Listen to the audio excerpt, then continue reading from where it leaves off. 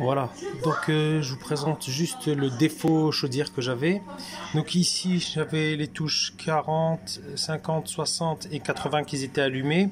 C'est-à-dire que la vanne 3 voies était bloquée en position chauffage.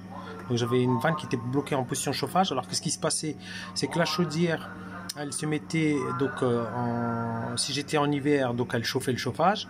Et par contre, si donc je tirais l'eau ici, donc si je tire l'eau, eh bien en fait l'eau était très froide. Donc l'eau était froide et donc ça chauffait pas l'eau. Ce qui s'est passé, donc c'est que ici vous enlevez le cache et la vanne elle est ici. C'est celle-là. Donc la vanne elle est ici. Et donc ce que vous faites, c'est que vous tapotez légèrement dessus. Donc vous tapotez comme ça pour faire des petites vibrations.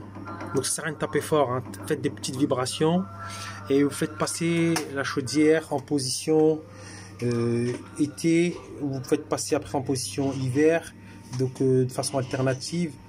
Et en fait ça va faire travailler la membrane à l'intérieur. Et après du coup j'ai tapé un peu plus fort et là par contre elle s'est débloquée et on entend bien puisque en fait vous avez le circuit qui va remplir le ballon. Moi j'avais le ballon qui était vide, j'avais réparé déjà une panne avant et j'avais dû vider le ballon. C'est peut-être ça qui a créé une dépression qui a fait que la membrane s'est collée. Du coup vous tapez et en fait une fois que ça se débloque, normalement vous entendez de l'eau circuler. Bon, moi j'ai entendu l'eau circuler pendant 1 minute, je pense que c'était le temps que le ballon se remplisse.